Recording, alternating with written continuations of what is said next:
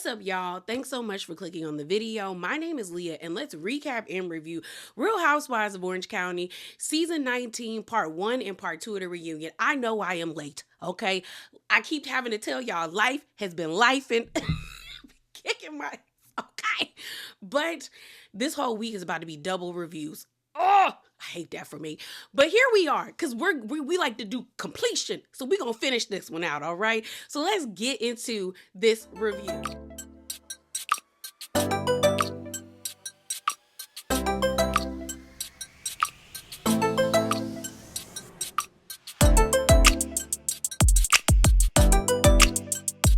So y'all know sometimes before we get in to the review, we get a little spicy just a little bit. And I just have 4 things I want to talk to you guys about. So first things first, I did a standalone spicy corner where I talked about Vicki Gunvalson coming back to Orange County. The OG of the OC got her orange back during BravoCon.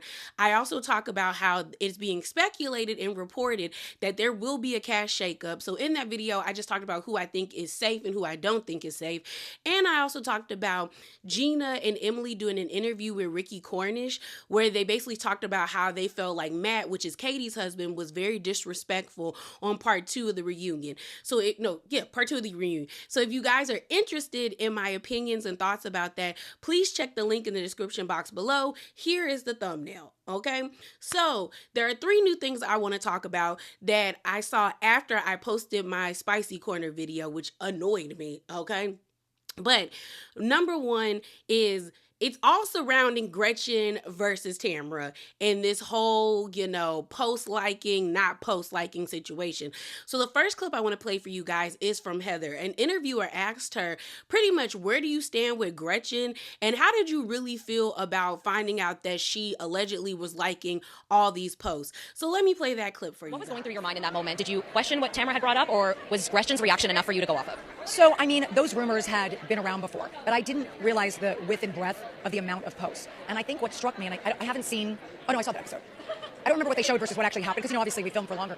But, her reaction was so crazy, and the sheer number of posts, and I think I did say to her, like, Terry's For You page, maybe I said this at the reunion, Terry's For You page is cats.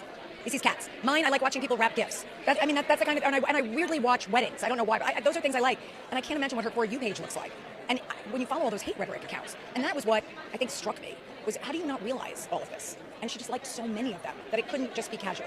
But I've known her a long time, and she's always been very kind to me and my family. So, the dichotomy of all of that was really hard to assimilate. Where do you stand? Are you friends? Or do you still follow each other on Instagram? Yeah, we do. I've known her a long time. And like I said, you guys know, you can't control other people. You can only really deal with how someone treats you. And look, maybe, just maybe, that was a really good learning moment for Gretchen and for others to not just clean their stuff up for public approval, but to really take a look at what they're doing.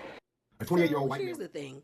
I was actually surprised by Heather's response, because I thought she was just going to be like, I'm cool on her, but that's not Heather, okay? But what she said at the end basically tells me that she cool on Gretchen when she said, I hope this was a lesson that you just can't basically clean things up online. Like there needs to be changed behavior. So I don't think Gretchen is ever going to be able to interact with Heather in the way that she's been before. I don't think Gretchen and Heather were like best friends or anything like that, but there definitely was like some type of care there, because they both are Housewife alums, and Heather came onto the show after Gretchen and they became friends. But I think after actually seeing the evidence, because like Heather said, she's heard rumors, but she saw how many posts there was, and then finding out that she follows these accounts puts it into a more perspective that maybe these things that have been told to her are actually true, and she needs to watch Gretchen, especially around her children, because Heather's family is very queer. She has 4 children. I think her oldest daughter is bisexual.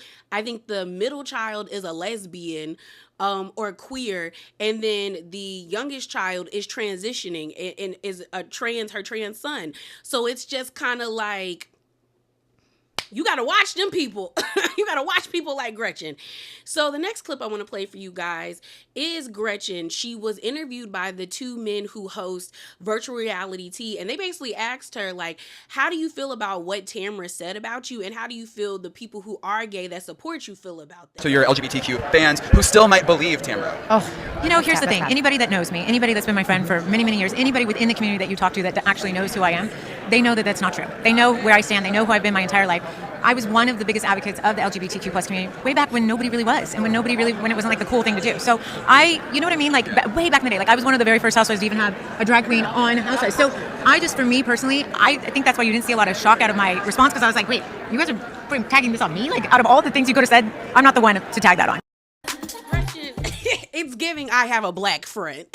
Because she keeps referencing the drag queen that she got to come to her Tupperware party back in 2008 or 9. Girl, it's 2025. What other friends do you have that are a part of the LGBTQIA community?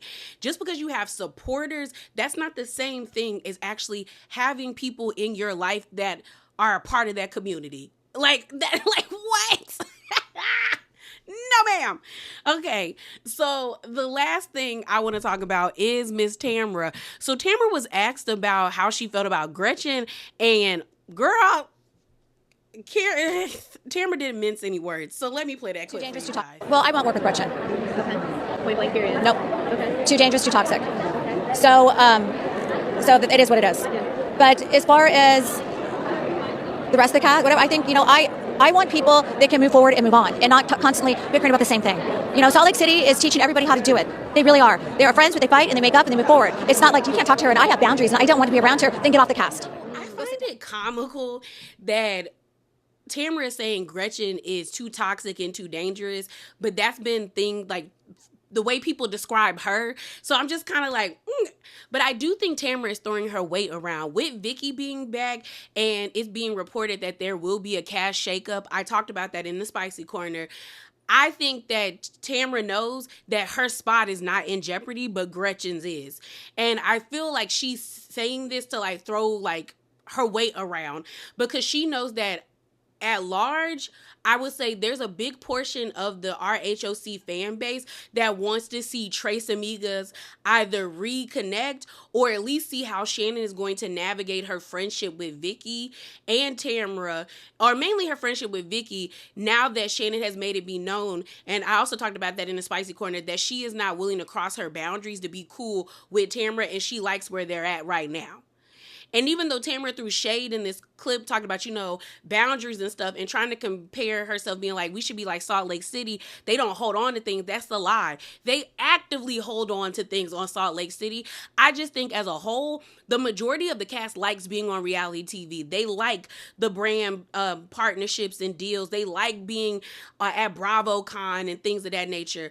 They enjoy the aspect of the fame that they get from this show. So I think, subconsciously and even consciously, they all know that they can't take certain things with this group too far or hold on to things too far if they want this show to continue to garner the success that it has.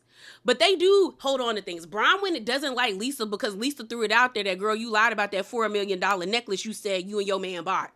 Meredith has not let go of Angie and how she felt like Angie treated her for the past 2 years, saying that lady lied on her. You got Heather beefing with Lisa because Lisa called her the good time girl season 1. Lisa hasn't let go of how she feel about Whitney. They don't see it for each other. But I think they all understand they can't let it go too far because they all like the fame of being a Bravo celebrity. So I'm like, girl, they do hold on to things. They're just not y'all. And Tamra, you do hold on to things. Like Shannon said, girl, your name is Tamra Grudge. You've been feuding with Gretchen for 15 to 12 years. Girl, what are we talking about, Tamra? What are we talking about? But that's all I got for y'all. Let's get into this review. All right, y'all. So let's get into part 1 of the reunion. Let's pray this is not a 2-hour video. I don't think it will be. I'm going to try my best because I can't. So part 1 of the reunion opens up and we see these foreshadowing scenes of what is to come. You have Tamra walking with her glam squad, which I assume those 2 ladies walking beside her were her glam. And she's like, I've been on this show for so long, I would never do that. And then we have this scene of the women actually seeing the season finale, the ending scene of Jen, Shannon, and Gina at Jen's house, reading off the DM that they all got about Tamra leaking information to the bloggers about the entire season, and then listening to this person detail the entire season before the season aired. Okay. And so Tamra has this face what? So confused, but then you see everybody else is like, like taken aback. So Tamra's upset. They then show a scene of Tamra in her dressing room or her dressing trailer with a Katie, and Katie's consoling her, saying, "Go home, decompress, like for the day." And Tamra is just like, "I would never do that. I would never do that." And I said, "Girl, I didn't see a lick of a tear. I didn't see a lick of a tear, Tamra." So then it cuts to like the beginning of the day, where you see the women all getting out their cars and heading into glam. We then see everyone on stage. I don't really like the stage. I think it's kind of boring. Honestly, I think the best stage, well, not the best, but one of the best stages for me was that stage that they had season 17 with the fake background and they were outside. I love that.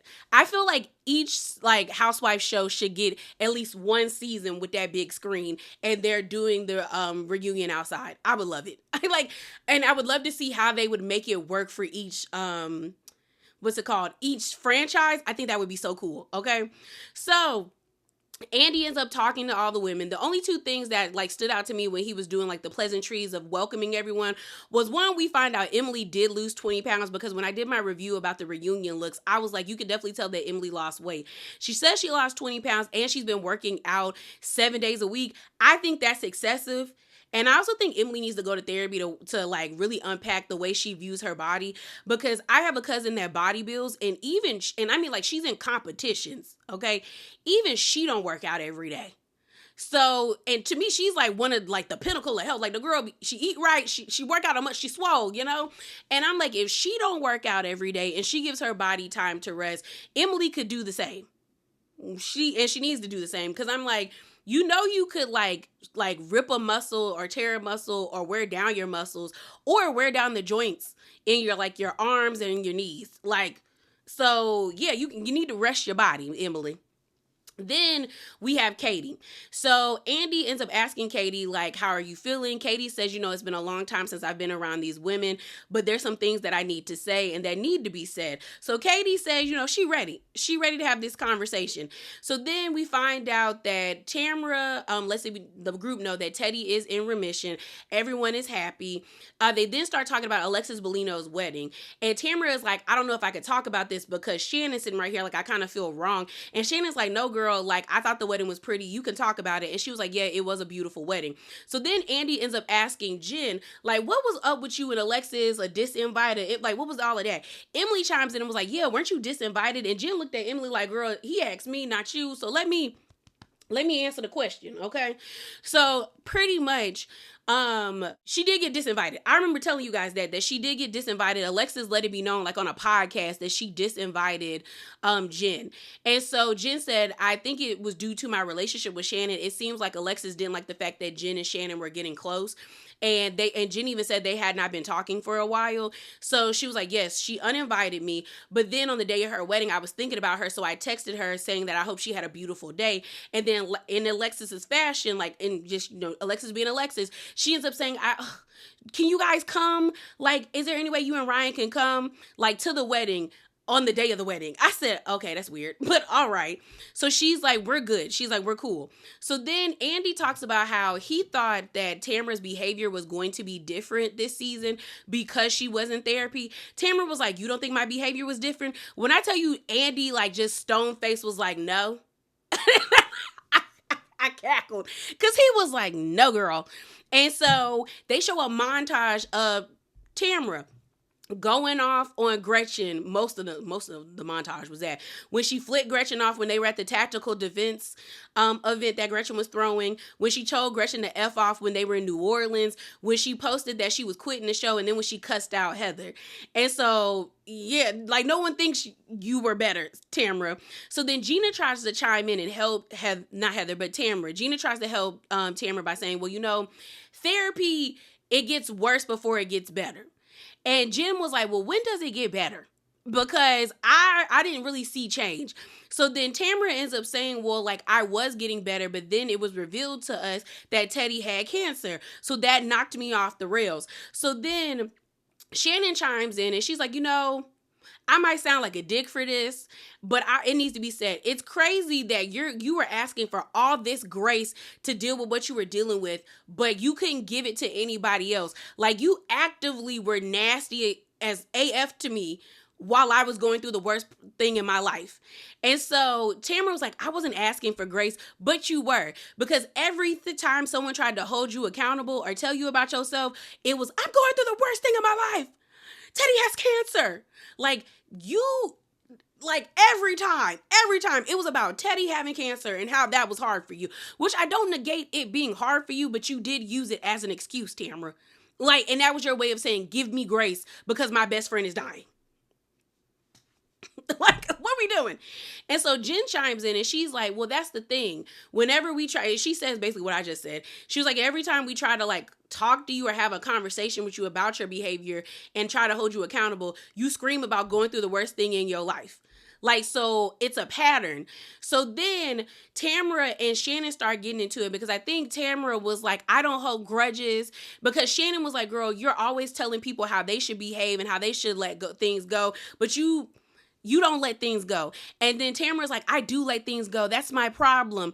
Like, she's like, I don't hold grudges like you, Shannon. And Shannon was like, girl, you're Tamara grudge. You do hold grudges. So they're yelling back and forth. Andy is just sitting there smiling as they're arguing with each other. You then hear Emily say, once it kind of dies down, did you call her Tamara grudge? And she was like, yeah. And Emily's like, that's kind of a good one. Then you see Heather lean over to Gina and she was like, that was actually a good one. So everyone laughs about it. And so while they're sitting there, Andy talks about how Alexis said on a podcast, Alexis Bellino, that Shannon was trying to ice out Tamara. And like, Shannon was like, no, I wasn't. And Tamara's like, you absolutely were. And then, what's her name? Heather was like, that's ridiculous. Shannon don't even know like what she got on until it's like the day of. Like, she doesn't even plan out her outfits. I don't think she would be that calculated. She was like, that doesn't make sense. And then even Shannon says that. Shannon was like, girl, I didn't even know what I was wearing today. What makes you think that I would actively be able to orchestrate like a coup and try to ice out Tamara? And I agree. Like, I don't think Shannon was trying to ice out Tamara. I do think there was points with Shannon where I was like, okay, girl, you can't, she on the show, you can't have it both ways. Like, in a sense of like, if you're going to stay on the show, there's going to have to be a way for you to find some way to be cordial with her, because I wouldn't want to come to work every day with somebody I don't like. Like, I would have to try to find a way to be like, we neutral. But like, Shannon wasn't trying to ice out Tamara. Tamara's behavior is why people got tired of her. So the conversation goes on, and then Katie chimes in and she's like, well, Shannon, didn't you try to ice me out? Didn't you call Alex Baskin, who is the producer of Orange County, Real Housewives of Orange County, Beverly Hills, and Vanderpump Rules, that you felt like I was a threat and you didn't want to be around me? And Shannon was like, what are you talking about? And she's like, Jen, you are the one that told me that. And Jen is like, I told you that? I told you that? And she was like, yes, you did tell me that. And Jen was like, no, I didn't. Like, why are you trying to put me in this? Like, I did not tell you that. I didn't tell you that. And like, so Jen is like, I don't get what you're talking about. So then Andy said, Alex just told me in his ear that him and Shannon never had a conversation. And so then Katie was like, okay. And I said, Katie, did you just lie again? Did you just lie again? Like so casually, girl. Like, and that's the problem with Katie, is that she lies with such conviction, because I was like, well, maybe Jen did tell her that. But the thing about it was, Katie wasn't iced out, because even though Shannon didn't want to film with her in New Orleans, you still filmed with the group. So you weren't iced out. She just didn't want to be around you. But yeah, girl. So then conversation shifts, and Andy ends up asking a viewer's question to Emily and Heather about how can they really be friends with Tamara if they don't trust her. So it flashes back to when Heather had the sleepover at her penthouse in LA with Gretchen and Emily, and they were asking each other's questions about who do you trust the least in the group. And Heather said Tamara. And then she ends up asking Emily, like, would you trust Tamara with like sensitive information? And Emily was like, no. So Heather was honest. Heather was like, based off of Tamara's actions and behavior and how she's unpredictable, no, I would not trust her with with my information, because when she get mad, she throws it in people's faces. Like, we've seen you do it time and time again. And so then Emily chimes in, and Emily was like, you got really upset. And Andy was like, well, Emily, she did say what you said really hurt her. She was like, yes, but I've seen her like tarnished, what's her name? And then she points to Shannon. She was like, I've seen her dog out Shannon. Like, and that was supposed to be her best friend. And then next thing you know, Tamara was like, well, she was dogging me out, true. And then Shannon was like, girl, all I said is that you had an ego. And then Tamara was like, no, you said something else. You said something else. And then Shannon was like, girl, I don't know if whoever's whispering in your ear is telling you that, but all I said is you had an ego. And then Tamara was like, I'm the one that's saying, like, you're the one that has people whispering in your ear. I said, girl, what is going on? What is going on? But then Andy came in and said, girl, you have been known to throw people's sensitive information in their face when you're angry. And so Tamara was like, give me examples. And Andy was like, girl, there are a boatload of examples. And there are. You did it to Shannon. You've done it to Vicky. You've done it to Heather. You've done you've hurt people, Tamara. So what are we doing? So then Andy ends up asking her, like, how do you feel hearing this from your friends, Tamara? And Tamara was like, I'm hearing it, and maybe I need to have a deeper conversation with both ladies, but I will work on my behavior. The conversation still kind of continues with Shannon bringing up Tamara talking about her father's alcoholism. And then Tamara's like, well, girl, you told Bronwyn that you used to go to Al-Anon, which is, I think, synonymous with AA, but it's more geared to, like, family members. I'm not totally sure. I've never been, but I've heard it before, and I think it is for family members to learn how to, like, set boundaries, healthy boundaries with people who are struggling with alcoholism and addiction. So they show a flashback to 2020 when Shannon and Bronwyn were having a conversation, which I was like, dang, I ain't thought about Bronwyn in years. But pretty much, Bronwyn was saying that she was thinking about going to AA, and that's when Shannon shared that she went to Al-Anon, and alcoholism is something that she grew up with. So then Shannon gets really upset, and she gets emotional, and she was like, you did not say that because you cared about me, because under your breath, you said this, and then it shows what Tamara said under her breath after her and Shannon got into it in Temecula, where she was like, I don't think she cares about me, what I'm saying about her father. I just think she doesn't want to be labeled as an alcoholic. And so then Tamara was like, well, I said that because I was mad. And Shannon was like, that's always your excuse. Because you're mad, you say those types of things. And that's not a good enough excuse. So then you hear Tamara tell Shannon to calm down. And I'm telling you, when I'm upset, do not tell me to calm down, because it will do the opposite. I will amp it all the way up. I will amp it all the way up. And so Shannon is just like, I'm about to get emotional, but this is the only time I'm going to get emotional. And she basically says that it was a lot for me to have to tell my dad that his alcoholism got brought up. My dad, that's like, I think she said like 97 or 96, but we know her dad's in his 90s, about his alcoholism. And this is the same man that told me that the reason that he's still here is because he wanted to see me like grow up, like he wanted to be in my life.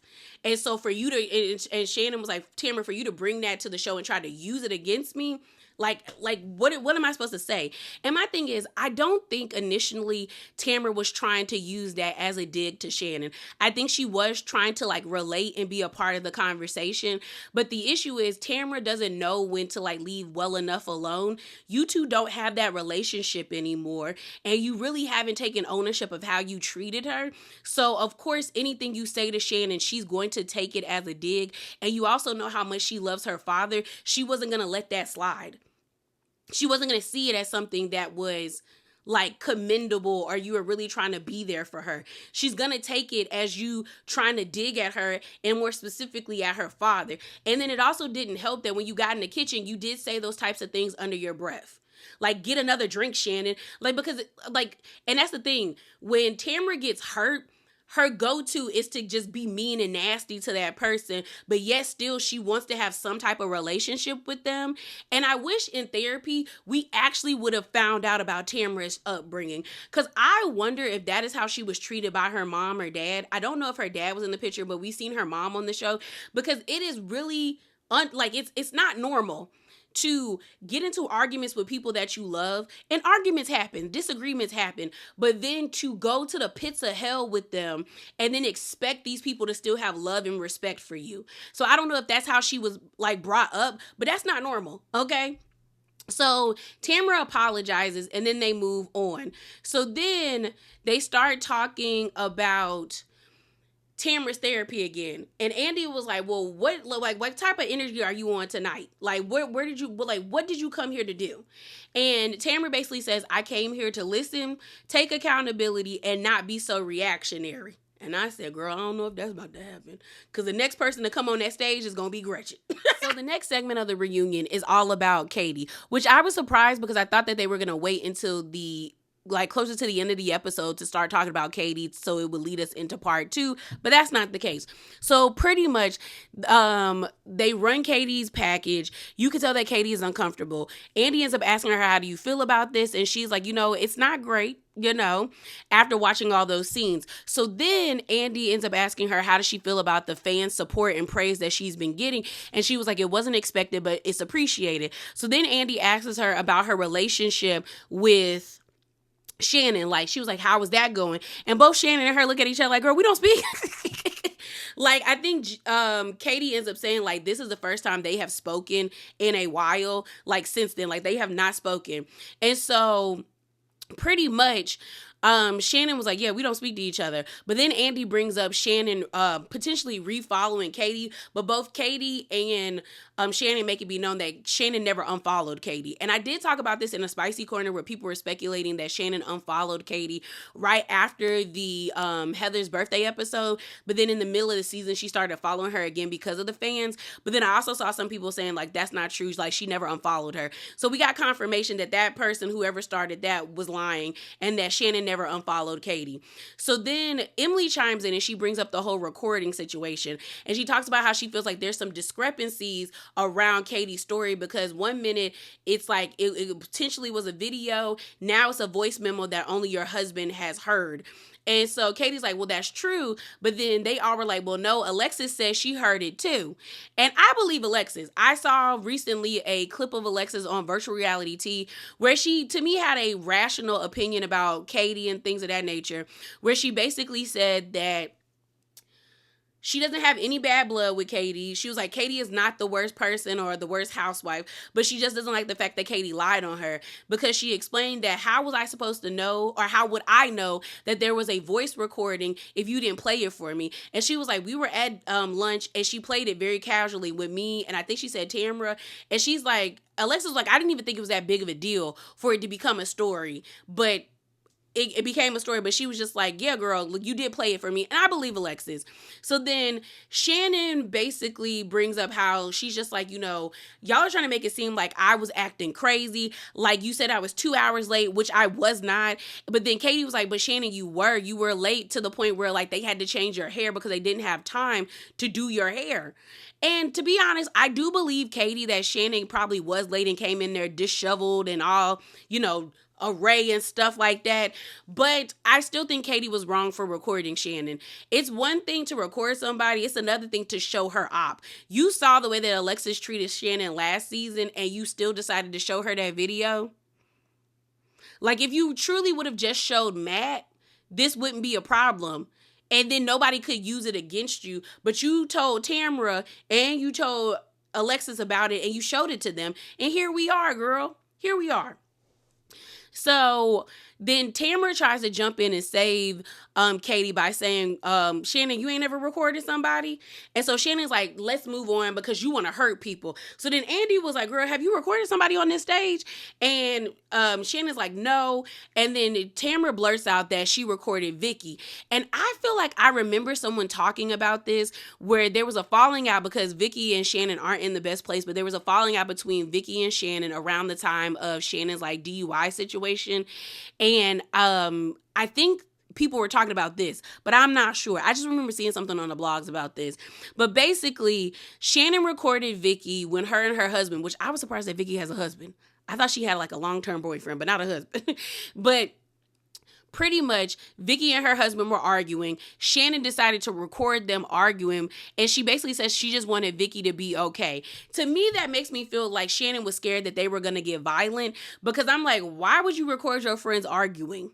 Now, well, not your friends, but your friend and her husband arguing, unless you felt like it was about to get real shaky up in there. But she still is wrong for recording, because you broke your friend's trust and you broke the privacy of that situation because you were in her house, you know? I mean, I don't think it's wrong to record people if something violent happens. Like, you need all the evidence, or if you think something is about to go down. But, like, recording someone having an argument or somebody having a meltdown are not the same thing to me. Like, they're not, it's not the category of, like, yes, you could use this against somebody. I just, so, as the conversation continues on, the next question that is posed is towards Emily, where a viewer basically says that they feel like Emily is a fierce defender of her family, and then it starts a somewhat of an argument between Katie and Emily, where Emily brings up how she felt disrespected and pretty much like violated by the fact that Katie told the nanny, like, go over there to All About the Truth and do an interview. And Katie was like, well, basically she was mad and pretty much retaliating against Emily for what she did to her last season at the reunion. She pretty much tells Emily, like, girl, you brought up my past to use it against me. Like, about my children, me having to give up custody to make sure that my kids were okay. She was like, I was in my late 20s. I did what I felt like was best for them. Mind you, I remember talking about this in a spicy corner as well.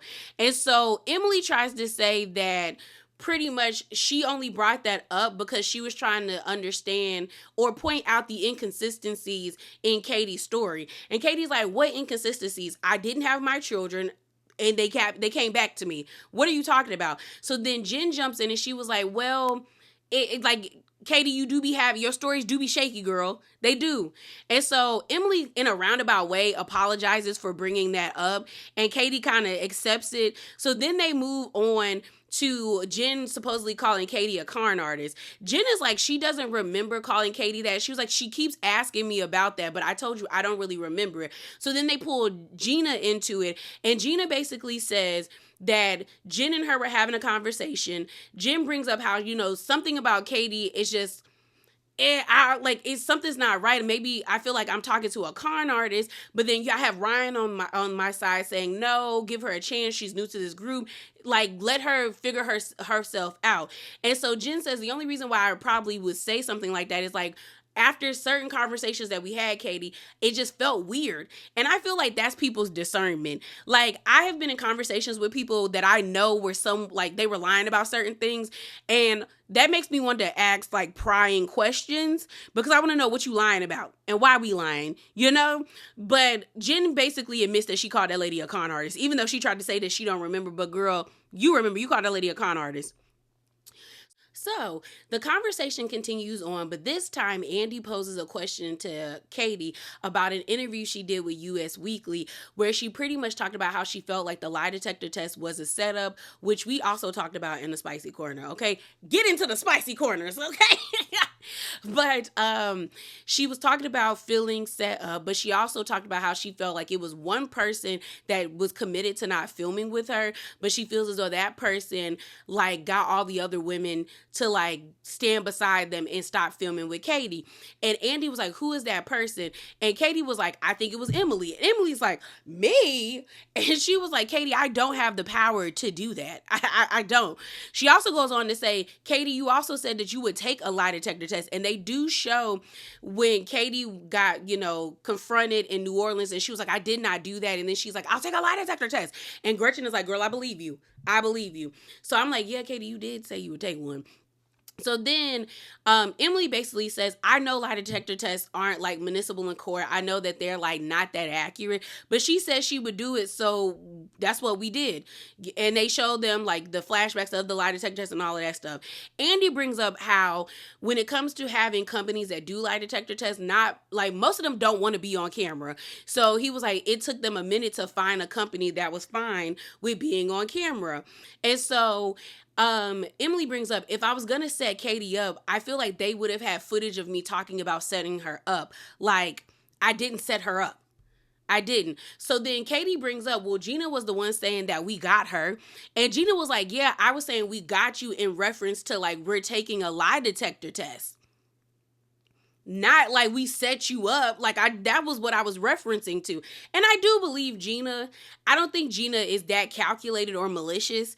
So I do believe she was like, yeah, girl, we got her. Because Gina ends up saying that she did not think that Katie was going to fail miserably as she did. She was like, when you're trying to cheat on a test, you try to at least get like 3 or 4 answers wrong. But I didn't think she was going to fail all of it. And so then you end up hearing Emily saying like, girl, I don't need a lie detector test to know that I think you're a liar, like that you're lying. And so Emily was like, and this is why I wanted everyone to write their own questions, because I didn't want anyone to say that I tried to set anybody up. And they flash back to when the ladies were all writing their questions. And so she's just like, girl, I didn't think you was going to fail. And then you hear Emily was like, no, I knew she was going to fail. Like, I knew she was going to. I said, oh. So then the conversation shifts because Andy ends up asking a question that he poses towards Katie, where a viewer was like, Katie, you say a lot of stuff in your confessionals. Like, you should probably say those things out loud. Like, why are you, very much you're a confessional gangster. And Katie was like, you're right. I should be saying those things to everyone's face.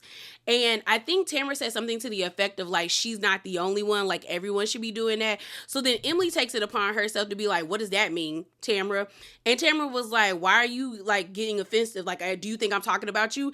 And Emily was like, no, I don't think you're talking about me, but I'm trying to understand what you're saying. And she was like, because Emily's like, I say everything how I'm feeling to your face. And Tamara's like, no, you don't, because you really have been saying slick stuff about me in your confessional. And Emily's like, what do you mean? Because I told you I don't trust you. I told you I don't do this and I don't do that. So what are you talking about, Tamara? Like, what are you talking about? And so Tamara brings up how Emily told Gretchen that Tamara was not a girl's girl. And Emily says, well, I was just trying to explain to her, maybe that is why y'all have these like falling outs and things of that nature. But she was like, if that hurts your feelings, I apologize. And Tamara's like, thanks. So then they start talking about what Kiki Monique said about Gina potentially saying something racist with the whole, like, is that an Asian designer to Katie? And Gina says, in that moment I was upset because I'm like, you're trying to paint me out to be something that I'm not. But standing back, I can understand how that would offend somebody or trigger you, because she was like, I'm not in the business of triggering people's trauma, and if that's what I did, I apologize for that. And so Katie is like, thank you for that, Gina. But she was like, you didn't trigger my trauma. She was like, I'm the only Asian housewife on Orange County. It's been 18 seasons and I'm the only Asian housewife. And she goes on to say that, I take pride in that. But what you said, I said it possibly could have racial undertones. She ends up saying that when she had the conversation with Kiki Monique, she was like, they were bonding about being women of color because they're in this space that is not heavily dominated by minorities. And in that regard, I can definitely understand her having a conversation with Kiki and them bonding on that. But then that also proves that, Katie, you said what you said. Because you are confirming that what Kiki said was true. Now, do I think Kiki should have told Gina? No, because like minority to minority. But I also understand why it's Black people, then people of color. Like, we got to be honest about that differentiation, okay? But I don't think Kiki should have shared that because it was two minorities bonding. But I think at that point, Kiki was just over it and wanting to clear her name. But I appreciate that Gina apologized. It's not for me to accept, but I didn't think she was. I thought maybe she was going to double down on it. But the fact that she was like, I apologize if that hurt your feelings or that did hurt your feelings. But Katie basically says she does not believe anybody, like she doesn't believe Gina is racist or anything like that. The fact that she called it the R word, I said, girl, just say racist. Racist is not a flagged word. But she basically says, I don't believe she's that. She just said the thing that Gina said had racial undertones in it. And I believe that. I believe that. So then Andy ends up asking the group, does anybody want to apologize to Katie for anything after Gina apologizes to Katie? When the camera panned, nobody said anything. But then Katie brought up how it was hurtful to her that Shannon compared her to Alexis Bellino and Tamara Judge, saying she's worse than the two of them. And Tamara says she did say you were worse than me. And then Shannon actually says, I had a conversation I think she said she had an interview or she spoke to somebody, and she was like, she was very emotional that night because she felt betrayed by Katie, but she does not think that. Like, and she wished she could potentially take that back because it was hurtful. So, the last segment of the reunion, or the last portion of the reunion, is pretty much about Gretchen and Tamra, and honestly, I got annoyed very quickly. So, I might miss some things because I was tuning them out by the end. Before Gretchen gets on stage, we actually see her in her trailer getting her hair and makeup done. And the hairdresser ends up asking her, so is Slade coming? She says no. Slade is supporting her from afar. And that was weird to me and very suspicious. It makes me feel like you and Slade did what them people are accusing you of, i.e. the people being Katie and Max. I said Max? Matt. Because to me, as much as Slade likes to be in the mess, and as much as he likes the attention he gets from being associated with Housewives, because I saw pictures of him throughout BravoCon grinning like a Cheshire cat from Alice in Wonderland anytime somebody noticed him, he would be on that stage. So it feels like if he truly felt like Katie and Matt were lying on him, or he could really stick it to Tamra, he would be on that stage. You did what the people said you did, sir. You and Gretchen. Before Gretchen gets on stage, they start talking about children and about motherhood. And Andy talks about how, like, that's one thing all the women have in common. So they run, scenes of all the ladies with their kids, and then they land on Emily. Emily visibly getting emotional about her son. She talks about how, before all of this, he was very much like a gifted child. Gina was like, yeah, he was gifted. And he was someone that wasn't like very much prone to outbursts. He was very like a calm child, but now he has regressed to speaking like a baby and to having outbursts. So then Emily lets it be known that because she showcased Luke on this season and her storyline was focused on him, a bunch of moms reached out to her and said, you might want to get your child screened for PIDS. I'm probably saying that wrong, but I did a little research. Well, I Googled. I ain't do a lot of research, but I Googled.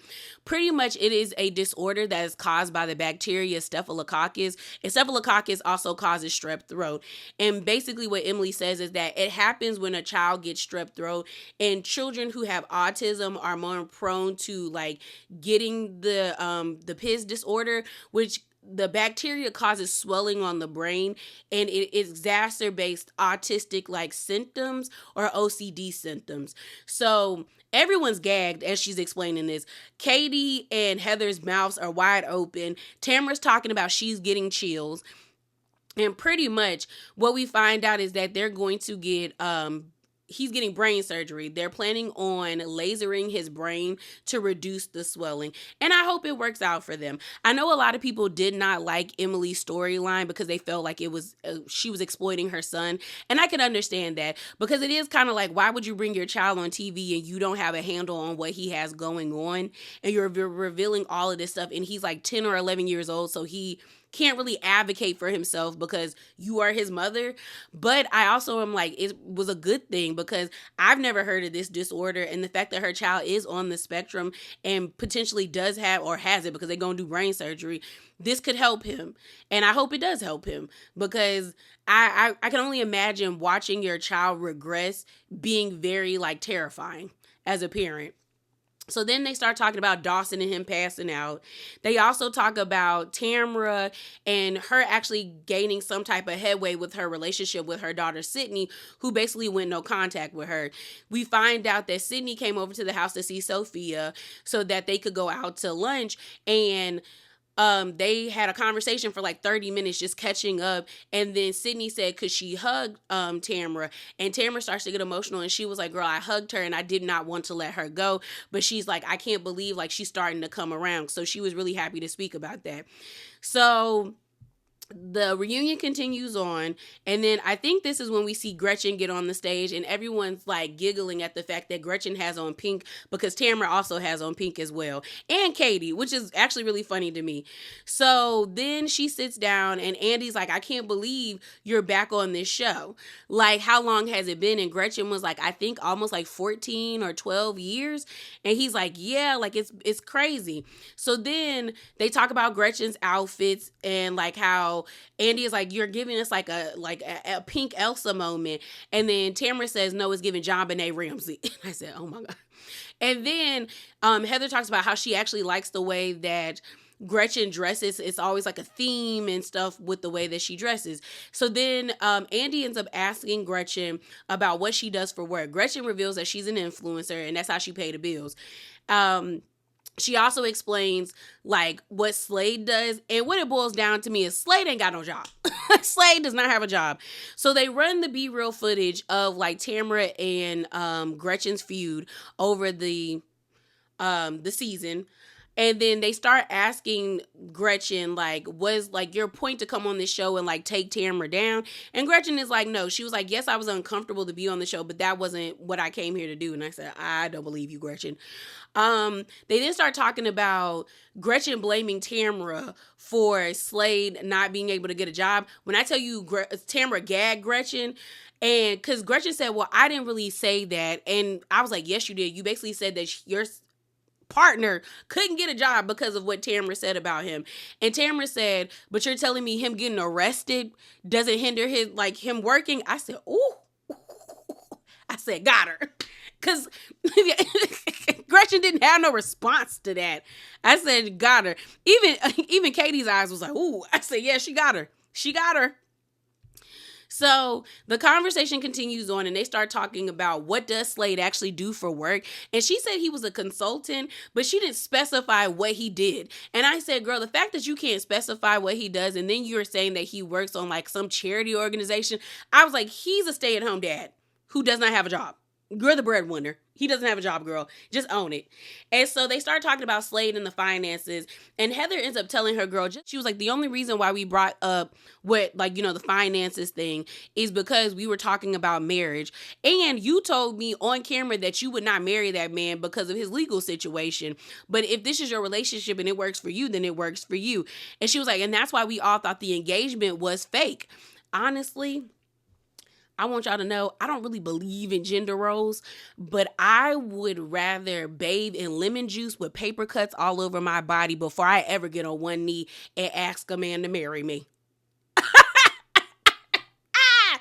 I would rather stub my toe every morning to the point that it needed to be amputated, my big toe, before I ever get on one knee and ask a man to marry me.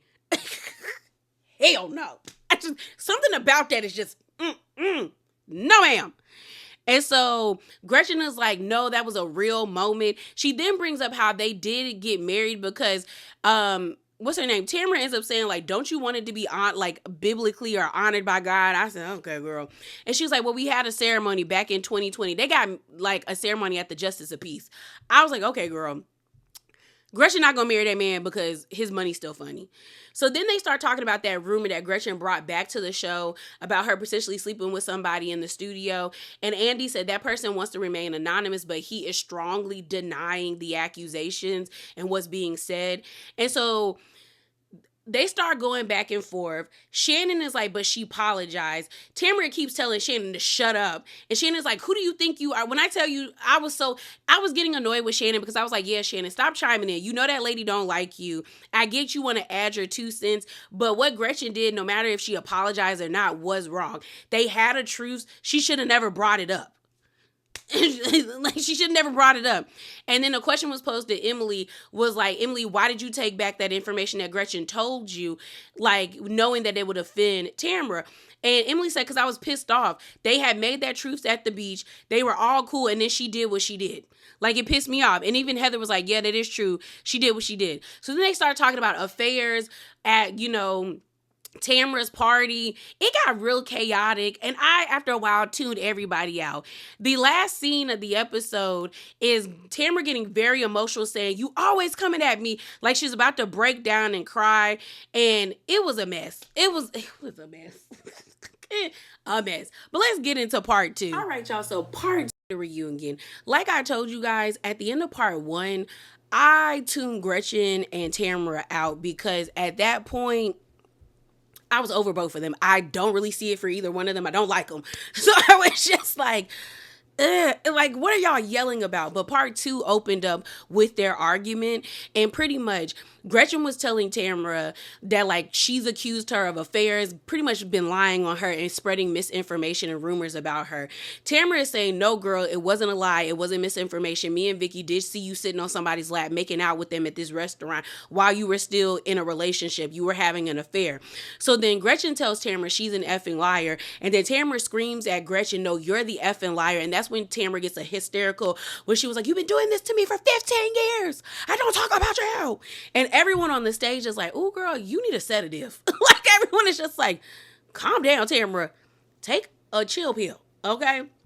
So the conversation shifts, and now the attention is on Jen, and we're talking about Jen's package. They run her package, and once it's done, Andy ends up asking Jen and Tamara, where does their relationship lie right now? Because he's like, in Amsterdam, you guys seem to be cool. They both was like, girl, it ain't nowhere. Like Shannon and Katie, it ain't nowhere. We don't speak to each other. So then Andy was like, well, do you see a progression in your relationship? Like, what about that?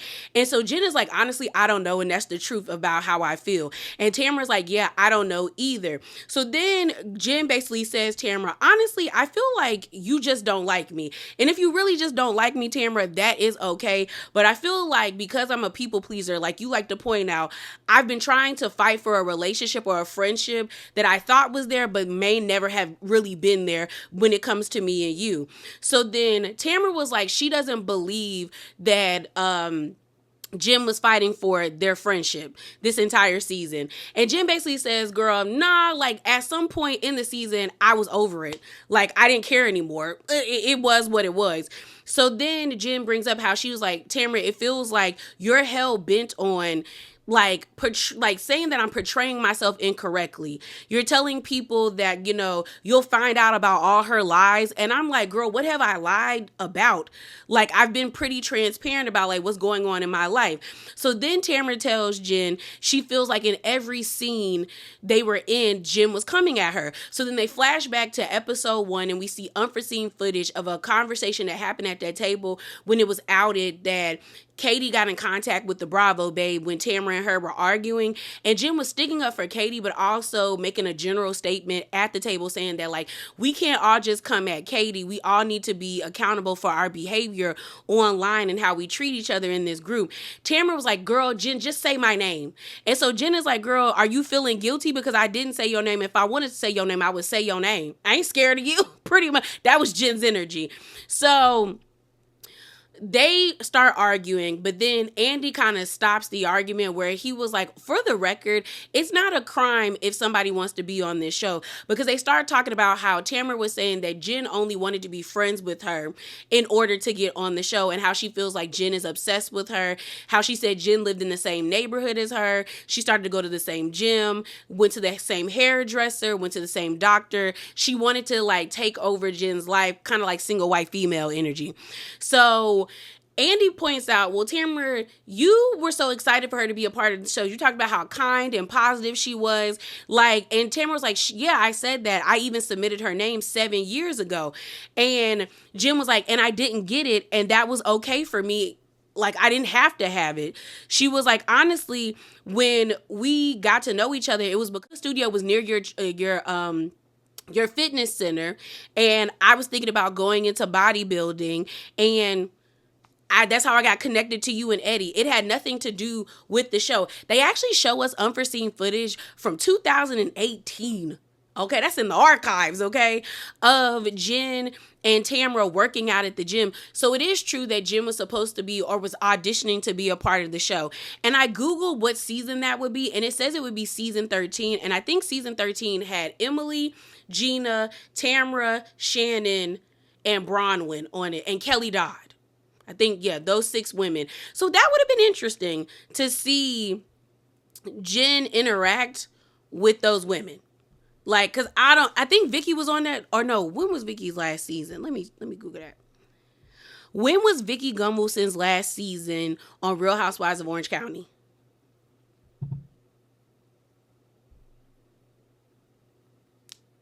So season 13, she became a friend of season 13. But that probably would have been interesting to see Jen interact with like Bronwyn and Kelly Dodd. you know? So Jen likes it, like makes it be known. She was like, girl, I wasn't thirsty to be on the show. And Gina even was like, Jen doesn't give thirsty. She was just like, I saw you in the gym. I wanted to like get to know you. Our gym and my yoga studio were near each other. I liked your husband, and that was it. You were even encouraging me to start bodybuilding or like being in competitions. And I told you I wasn't sure if I wanted to do that. And then we both do a competition and you back out. So in what way was I trying to like have your life, you know? So Gina chimes in and she basically says that she was like, it feels like something went wrong or something happened between y'all to cause this rift in your relationship. So then Tamara tries to explain why she thinks that Jen wants to have her life or wants to like be her. And she was like, you know, what I heard is that you bought a house a couple doors down from me and Simon. And Jen is like, girl, I've never lived close to you. I've never lived on the same street as you. What are you talking about? Honestly, in this moment, Tamara looks stupid because everything that she was saying about Jen, she purposely had to like walk back. Like she really didn't have a rebuttal because you're saying this lady is obsessed with you and like she wants to be you, but like your facts or your information you has were not factual. Because Jen is like, girl, I never lived near you and Simon. Tamara was like, no, but you lived in Point Circle. And Jen is like, girl, I've never lived in Point Circle. I don't know what you're talking about. I do not know what you're talking about. So then Tamara was like, well, you had the same hairdresser and doctor. And I'm like, having the same hairdresser and doctor does not mean somebody is obsessed with you. Potentially, it could mean that the people who do your hair do great work and they want the same hair, great work done to their hair. And if you have a good doctor, share a good doctor. Like what? Like just because she decides to like go to your doctor doesn't mean your doctor is going to give you poor treatment. So I was like, Tamara, that doesn't make sense. So the conversation continues on with a fan question or a viewer's question being asked towards Gretchen, where the person is basically like bringing a comparison to the way that Tamara treated Gretchen when Gretchen was on the show, saying that Gretchen wanted to be like Tamara and all of that stuff, and saying how isn't this Tamara's MO to say that the new girl is always trying to be like her. And Gretchen actually agreed. Tamara caught an attitude and was like, why would I want to be like you? And then Andy basically says like, you all kind of have the same aesthetic. And he's not lying. They do all have the same aesthetic. Blonde hair, big titties, no ass. And thin. That's it. And so he's like, let's be honest. So then Tamara and Gretchen get into an argument again about how Tamara talks so much about Gretchen. Tamara screams, I don't talk about you. And then we move on because the next part of the conversation is Heather being asked by a viewer, how would you not think Tamara showing you that picture of Jen was not for her to like shame or be shady or messy? Heather basically says the whole entire conversation was not about Jen. Like we talked about Teddy and her health. We talked about traumatic experiences. It was a long conversation and Tamara showed me the picture to explain why she thinks Jen wants to be like her. But Heather is just like, but we weren't just like dogging Jen out basically. She said, I can understand why Jen would feel that way and how it looks, but she was just like, that was not the totality of our conversation. Tamara showed Heather that picture to be shady. Heather knows that, and that's why she didn't say anything negative about Jen in that picture other than like, oh yeah, she looks great now. Like she didn't really go in the way that Tamara wanted her to go in. So Heather trying to act like what Tamara did wasn't shady. She know it was shady. Because then Jen ends up saying, but Heather, do you understand? Like none of what she's saying is true. And Heather was like, yes, I get it. So then Emily chimes in into the conversation, which ultimately forced Tamara to have to apologize because she was not going to apologize. But because Emily brought up how Jen taking ownership of her body in that moment, like really resonated with her and how she got emotional because they show us a flashback scene of unforeseen footage when they were at the animal shelter together. And Jen was basically like, show me, if Tamara shows me that picture, I can guarantee you I'm proud of whoever is in that picture. Because during that time, I wasn't worried about going to the gym and my appearance. I was worried about being a good mom, making sure my kids had everything that that they need. I even was fostering children and making sure that they had everything that they need. And she was like, I felt like an amazing mom. And so Emily was like, I look at the way that I look throughout the season, and she's just like, it bothers me, and I can be very hard on myself. But then I realize, or I remember, that I was worried about my child. Just like she said she was worried about her kids. And then I think like I shouldn't be that hard on myself because I was making sure my kid was okay. And that forced Tamara to have to apologize, because if you don't apologize, you're basically shaming moms who are taking care of their kids when it seems as though they were doing it by themselves. And that in turn makes you look even worse, because not only were you trying to body shame her, now you're mom shaming. So she had to apologize, because Tamara was like, I apologize. I see how that could be shady. Girl, you knew it was shady in the beginning. You just wasn't prepared for Emily to hit you like that. So then they talk about Jen saying that she didn't know if she was going to be enough for Ryan when they were in Amsterdam. And basically, Jen says, I have never been with a man who wants to be all over me, who wants to hug on me, like touch on me. Like, I'm not used to that. And I'm in a relationship. She said, I'm in a relationship later in life that it's just like, it's kind of startling to me. And I'm like, will you always be this way? Like, is it always going to be like this? And so then, Emily chimes in and she's like, girl, I've been married for 17 years and Shane can't keep his hands off of me. And then Heather's like, yeah, girl, I've been married for 29 years. Girl, reverse cowgirl always does the trick. And so they all laughed about it and they move on. And then they also talked to her about Will, her ex-husband. And Will still seems like a bum, but I guess he's coming around, because Jen ends up saying he told her he made his first child support payment, but she ain't got it yet. Like he told her he did, which I'm like, girl, I wouldn't believe that.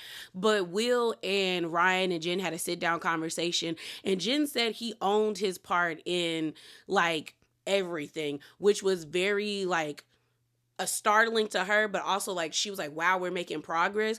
She was like, honestly, the main focus of our relationship is taking care of the kids. And he even acknowledged Ryan and was appreciative at the fact that Ryan is pretty much being a dad. Because what does Will do? It seems like nothing. So then they move on talking about Jen and Shannon's relationship, basically pointing out how Gina said that their relationship was fake. Gina ends up saying that, that was a little harsh of me to say, but she was like, it just seemed like Jen would act one way when Shannon was around and then act another way. Like she would kind of like walk on eggshells. And Jen said when it came to Shannon throwing her a party, she was like appreciative of the bridal shower, but Jen doesn't want to do anything traditional. And she was like, and then when I saw how much she paid for it, of course I wasn't going to be nasty to her and be like, no, dismantle this. Because she was like, by the time I knew Shannon was doing it, it was already being done, which makes sense. So then Andy ends up saying, do you feel as though you and Shannon, i.e. to Gina, like, do you think you guys don't have the best of friendship, or do you think your friendship is one-sided? And Gina was like, no, I really don't think that way. She was like, I feel like I can talk to Shannon about things. So then Shannon says, I will say this, it did kind of annoy me and kind of hurt me that you said that you were worried about me and trying to say that I was falling back with drink again. And she was like, girl, I'm accountable for myself.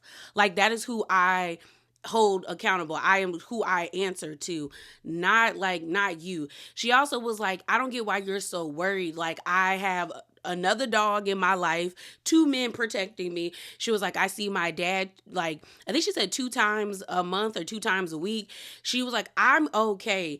And then Gina was like, but I just worry about you. I worry about Emily. I worry about Jen. Like, I worry about my friends. And she was like, also, Shannon, you always are falling. And then Tamara was like, yeah, you do always fall, girl. Like, it is a thing. And then Gina ends up saying, girl, and last time when we talked on the phone, you failed. So, like, why can't I be worried about you? Why? So then the next question was to Heather, and it was about this double standard in the sense of how Gina feels that Heather holds her more accountable in the group than other people. But also they talked about Heather feeling some type of way about how Gina disrespected her comedy career. And honestly, what it boils down to is Heather feels like every time she shares something about her career, the women take it as a joke. And it bothers her because she's like, I want to share this with you guys. I want my friends to have my back. And she also reveals that Gina said she wanted to be a comedy writer. So she's like, why would you ever make fun of that? And the thing about it is they think that they can make fun of Heather because she has so much money and because she is at times very like robotic and very stoic.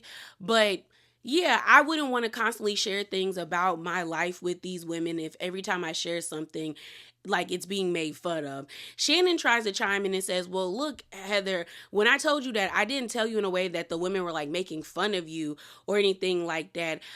Or criticizing your career. I was just saying that's what they said. I just want to make that clear. And Heather's like, I hear that, but y'all do pretty much make fun of what I do. So Gina apologized and they move on from that. So they break for lunch. We see Katie's husband, Matt, pull up to the studio. He's in Katie's dressing room waiting for her. Katie fake cries because I said, I don't see a lick of a tear. She's like, I don't want to cry. And I'm like, Katie, what is this? What is this? Because honestly, I don't get it. So then she tells Matt that, she's just overwhelmed. I would understand this reaction if this was after part 2 of the reunion or during part 2 of the reunion after she got into a confrontation with Jen and with Gretchen. But on part 1 of the reunion, I think Katie held her own going up against Emily and Shannon. So I'm like, I'm not understanding this unless you were trying to get your husband activated to protect you on that stage. I don't know. So then she ends up telling him, I spoke to Jen because he asks, like, did you speak to Jen? And she's like, yeah, but we talked about her calling me a con artist. And Matt is like, what did she say? And Katie basically says, she kept saying, like, I don't know if I did, if I didn't, basically giving me the runaround. So then Matt was like, how can she call you a con artist, but the man that she's about to marry made a deal with the feds? And I said, that's a solid point, Matt. Points for Matt. So then the scene switches to Jen and Shannon having a conversation where Shannon comes into Jen's dressing room and she talks about how she doesn't understand why Tamara has so much hatred towards her. And Jen brings up how, girl, I think it's because you won't acquiesce and just be her friend on her type of time because she's over fighting with you, that now she's just going to be nasty towards you, which is more than likely true. And so then they show the times that Tamara was making fun of Shannon throughout the reunion, doing the whole like crazy, and then like all of this and the hand motions. And Shannon's like, we're on a show where we're allowed to express ourselves. That's what we're supposed to do, express our opinions. And yes and no, Shannon, because I will tell you, I started to get annoyed with you at the end of part 1 and majority of this part 2. The constant need for her to go to the bathroom. I said, girl, if you don't go put on some Depends and put on that diaper, shut up and sit. You know how this works. Shut up, okay? Then she kept having like little side comments, and I was like, Shannon, if the conversation is not pertaining to you, then I don't need you talking the whole entire time, girl. And the problem is Shannon did not like the fact that she was placed at the end of that couch before Gretchen came and sat on that couch. Because I remember seeing a clip of her talking to Jeff Lewis on his radio show, and you could hear the like nervousness in her voice being like, I've never been at the end of the couch. Like, she really did not like her placement. So she was doing what a lot of the housewives do who do not like being at the end of the couch. They keep talking. And because they want the camera time, but they also want to prove to the network that they're still valuable. Because there were times when Shannon was speaking where I was like, girl, you don't need to talk. Tamara doesn't like you. You don't really like Tamara at this point. So why are you expecting her to be kind towards you? Like, why? So the conversation between Jen and Shannon continues on where Jen brings up, you remember I texted you last night and I told you about Nicole meeting up or running into Katie. And Shannon was like, yeah. Well, we find out that Nicole and Matt are going to prison to drop Matt off. And I think Ryan tagged along. If you don't remember who Matt is, we saw him last season. He is the one who I think got hit with prison time. Well, definitely got hit with prison time, but I don't know how much prison time, but hit with prison time in the gambling and booking scheme with Shohei Ohtani and, his interpreter stealing his money. And so Matt, Nicole, and Ryan were heading to the prison to drop Matt off. Drop Matt off. So pretty much Nicole ends up telling Matt while they're on their way to the prison that Katie and her ran into each other. Katie went straight up to her because we see a flashback of Jen having a conversation with Ryan on the phone, that Katie went up to her and pretty much was prying for information about Ryan's involvement in the case. I think she basically asked Nicole, "Are you sure, or what was Ryan's involvement in in Matt's illegal bookie business?" And Nicole also said that Katie was weird as well. So Jen is like pissed off because she was like, so she was digging for information because Nicole basically said Ryan wasn't involved, and she was probably gonna run back and tell Tamara that information. And she was like, Katie can go F herself, or she can F off, because she was only doing this to create this united front with Tamara. She then also adds that Katie told Nicole that she could get her a spot on the show because casting wants Nicole to be on the show. And I said, ooh, Katie. And I slightly believe it too, because I'm like, Katie does strike me as someone who is very vindictive. Like, if she really does feel like you wronged her with that whole Emily situation, even though I don't think she was that wrong for sending the nanny to the podcast, but that one move showed me, yeah, girl, when you feel wronged by somebody, you gonna always get them back. And so I could see her running up to Nicole, asking for information, and then promising Nicole a spot on the show, even though Katie ain't got no pool. And she probably said that to see if Nicole would give her some more information. And so Jen is just over Katie, and she pretty much is like done with her. So we see the women get back pretty much. When the women get back on stage, they start talking about Naked Wasted. They give us the B-reel footage starting when Gretchen, Katie, and Jim were all cool, all the way down to the fallout in New Orleans, to the whole lie detector test, and Katie, leaving the show pretty much. So then when they get back on stage, Andy talks about how Katie and Jen's relationship got caught up in the crossfire of this storyline. And he asks both of them, like, have you guys spoken to each other? And they both say no. So then the conversation continues on, and Andy's like, dang, I really felt like you guys had a real friendship. And they both were like, yeah, it was real. So then Andy was like, do you guys miss the friendship? And so Jen says, there's this thing about her where, like, a lot of things with Katie confused me. She was like, there were some things about Katie I just did not understand. So then Andy asks Katie, like, do you miss Jen and the relationship? And she's like, of course I do. So then Katie starts talking about how she wishes Jen would have defended her the way that she defended her last season with all the Ryan stuff. So then Jen and Katie start arguing back and forth, where Jen is like, Katie, girl, like, I did defend you. Like I have defended you. And Katie is like, no, Jen, like, you didn't defend me. And then Jen is like, but Katie, things weren't making sense with you. And Katie's just like, why did it need to make sense? Like, I didn't care about that Ryan situation in the bank account. I was like, whatever goes on in your bank account, like, is your bank account. Like, I trusted you, so I believed you. And she was like, Jen, all I needed you to do was just, like, I'm telling you it's true. I just needed you to believe me and rock with me. My issue with that statement with Katie is it shows a lack of, like, self-preservation, because one, why would you fiercely defend Jen, someone you only knew for 2 years, and why would you automatically think that she would do the same for you? Like, y'all don't know each other for real, for real. On top of that, girl, you're the only Asian on this cast. Like, if we gonna talk about it, let's talk about it. As the only minority, I need you to have a spirit of self-preservation. If I was on that show, I would trust none of those women. Like, there would be steps as a white woman you'd have to do for me to deem you as a safe person and a friend that I could call somebody you could be my friend. Like, I have white friends, but my white friends have proven to me that they are safe to be around, okay? And I'm saying this as someone who grew up in predominantly white spaces and areas where I had to learn quickly, just because you guys are friendly and you think you guys are friends, it only goes for certain people, especially white people, to a certain extent, because you are a minority, because I was black. Then there were some white kids who were like, no, I rock with you regardless, and I'm still friends with them. Like, they still check up on me and I check up on them, Like, you're like, as a minority, your white friends have to prove themselves to you. And because Katie was adopted by a white family, that self-preservation switch is not in her head, because there's no way you could have thought that Jen was gonna have your back, girl, even though y'all talked every day. Because at the end of the day, you don't got the pull that Gretchen had. You should have known right then and there you was about to be the scapegoat.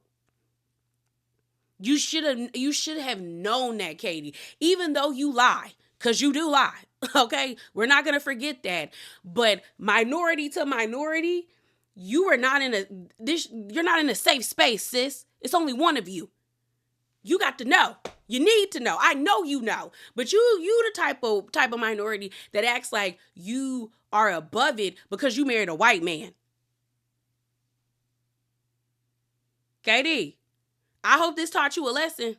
I really do. That you are not one of them. Because Jen did switch up on you, but also you made it easy for her to jump ship on you, girl. You made it easy. And nobody in that circle is going to chastise Jen for doing that. Because one, of course she was going to drop you. You live in conservative as Orange County. Jen was at a Morgan Wallace concert, a man who has been known to say the N-word. You thought she was going to just have your back regardless? And you weren't going to, like, you making her look bad? Yeah, girl, no ma'am. So then they start talking about that Asian hate video. Katie basically says she didn't think it was like racially motivated, but she definitely thought it was tone deaf and insensitive. Tamara tries to chime into the conversation and make it seem like, yes, Jen and Gretchen were trying to be racist, but Katie makes it known she did not think that they were being racist. She just felt like the video was very much inappropriate.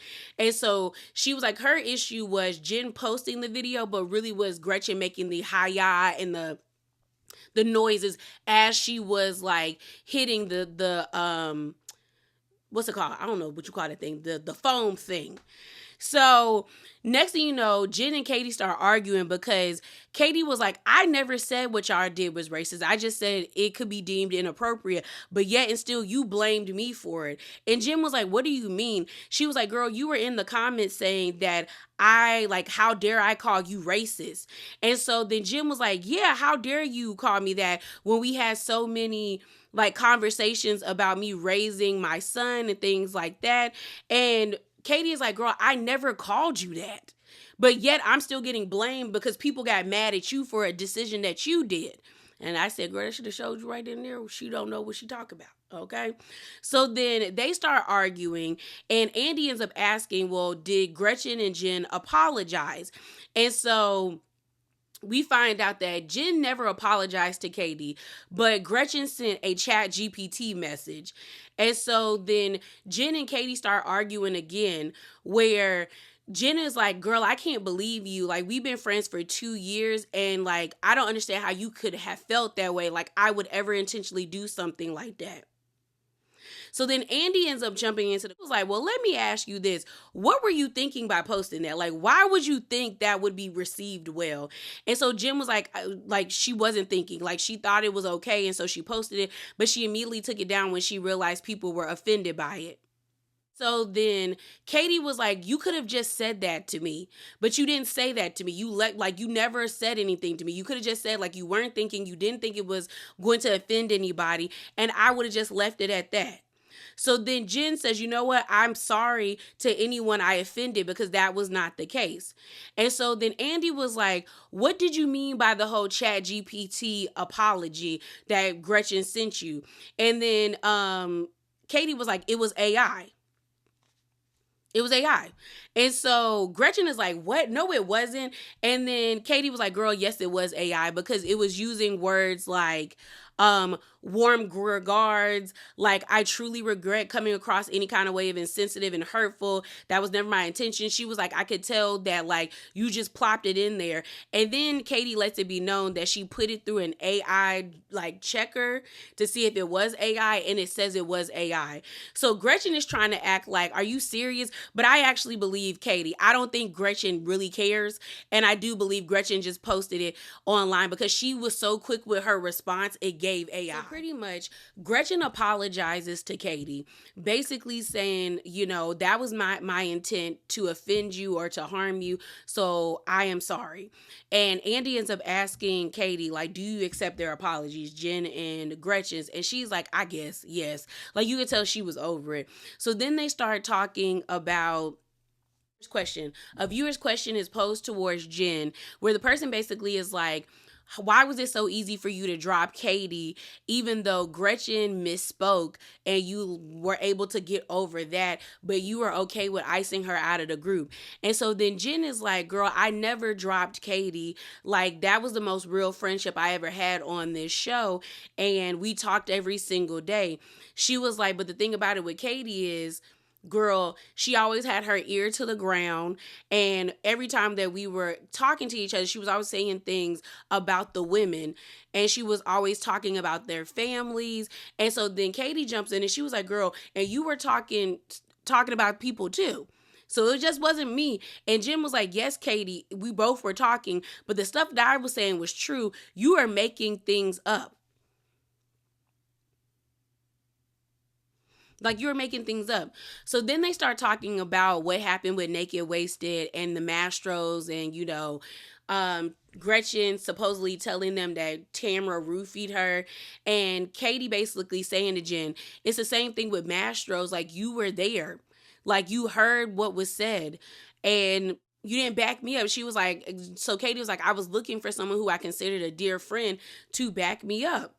Like, why would I make that information up? Why would I just say that? Why wouldn't you believe me? And so then they start talking about the Naked Wasted situation, and Andy tries to clarify the situation. We find out that conversation happened, I think, like almost like a year or maybe a couple of months before they officially started filming. And then, they detail the whole entire conversation.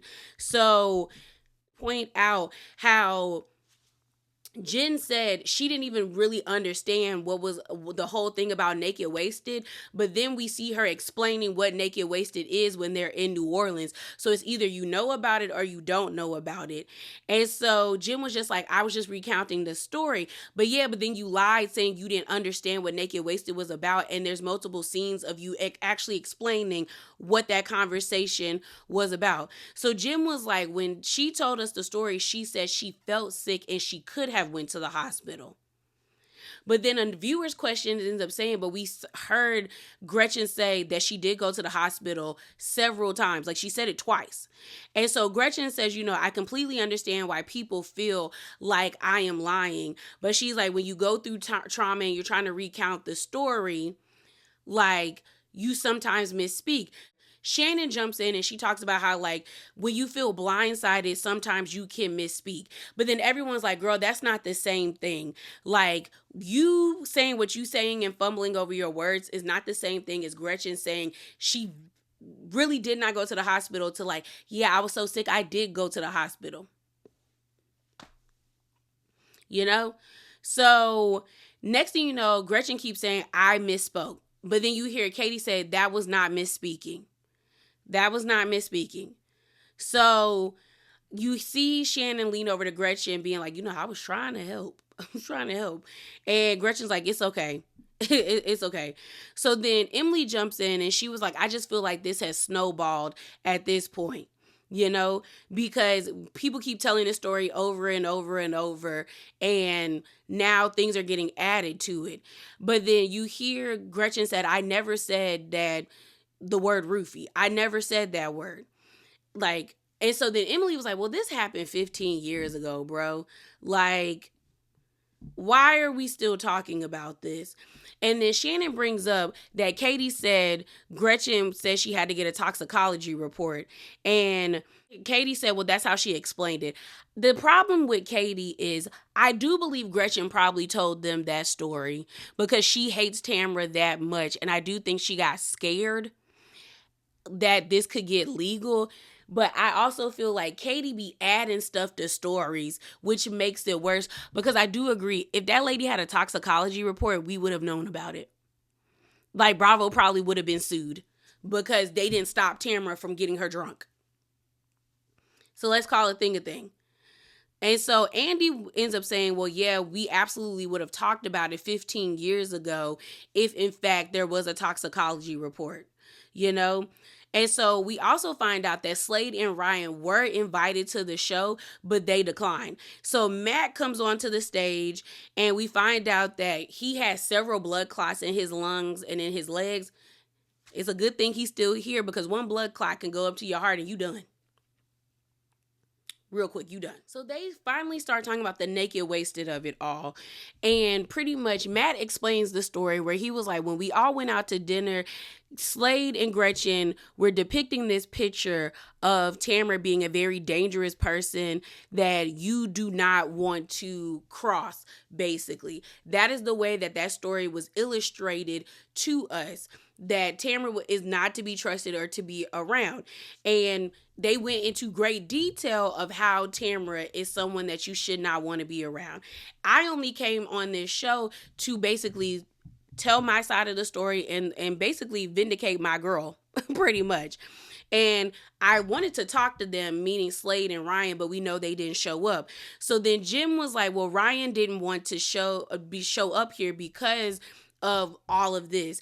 And so Matt cuts Jen off saying, girl, anyways. And you could tell that caught Jen off guard because she was like, what? And I laughed because I said, ooh, Matt. And so you hear Jen say, wow, that was rude. And here's the thing. Do I think that Matt was very short with some of the girls? Yeah, he was. But I also can give Matt a pass in the sense of he's been watching his wife cry. He's been seeing the women gang up on her to a certain degree, even though I think some of it has been warranted. So I can understand why he was extremely defensive and why he came on that show ready to defend his wife. I think any husband would, but I also understand that the housewives husbands are like damned if they do, damned if they don't. Because oftentimes we feel as though husbands should be seen and not heard.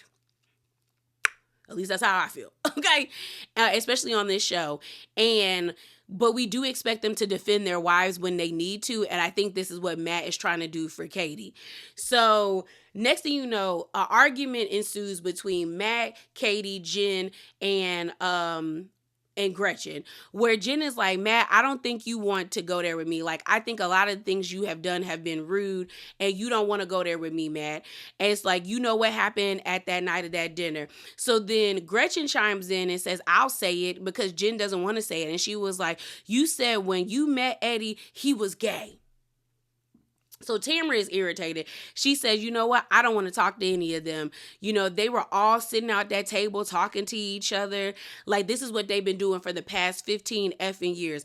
Mind you, I don't care if Eddie is gay or not. That's not a big deal to me. Like, Eddie and Tamara could be in a lavender marriage. As long as she knows, like, what she's in and what he does, then who cares? Or the man could be bisexual or pansexual. Like, him being gay or liking men is not a big deal. It's not. It really isn't. So Matt doesn't really refute what he said, but he was like, I like Eddie. Like, I'm cool with Eddie. So, like, I don't even know why y'all are bringing this up. So Andy is just like, girl, here we go again. And so Gretchen keeps saying, you said the second you saw Eddie, you knew he was gay.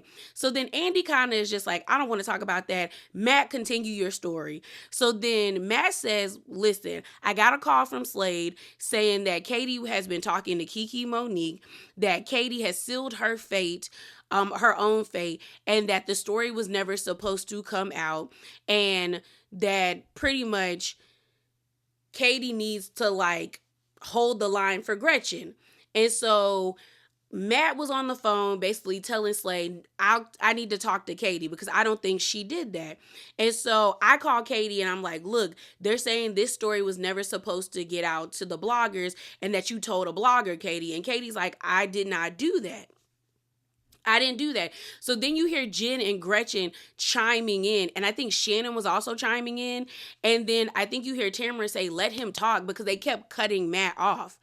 They kept cutting him off. So Gretchen ends up saying, you said that you were on the phone with Slade for like 43 minutes and that you guys talk like at least 20 times in a row. And Matt is like, yeah, that's what happened. But then Gretchen was like, girl, you were only on the phone with my husband, well, not her husband, my life partner for 11 minutes. We have T-Mobile. We can check the records. And then Matt was like, I have AT&T. I can also check my records. It's very reliable. And like, he's like, do you watch the show? Like, why would I lie about that? Why would I lie about that? So then Shannon leans over to Gretchen and she's like, well, let him finish his story so he can go. He's shaking right now because, I mean, also he had blood clots and I don't know what that does to your body. But like, you could tell that Matt was like, I'm gonna get my point across. And so Matt said Slade called him and was like, shit has hit the fan. And Slade was like, you guys need to stick together and hold the line, pretty much. And so Andy ends up asking Gretchen, well, what is your point of view of this?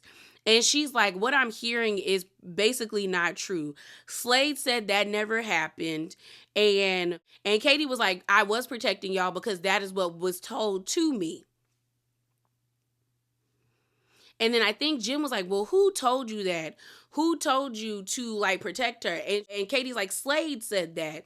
And so then Gretchen is like, but I never told you had to do that.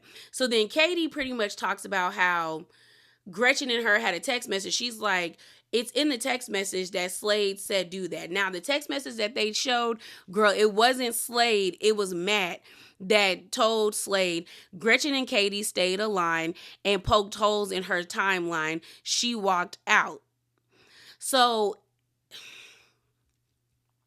this is where Matt and Katie runs into issues, is because Slade in this never told you to hold the line, but he does say nice. So that to me does denote that he was wanting Gretchen and Katie to be a united front against Tamra, and that possibly that story that was being told was true. But it seems like Matt and Katie are the only ones that keep using the word stay aligned. But we have yet to see evidence of Slade and them agreeing to that.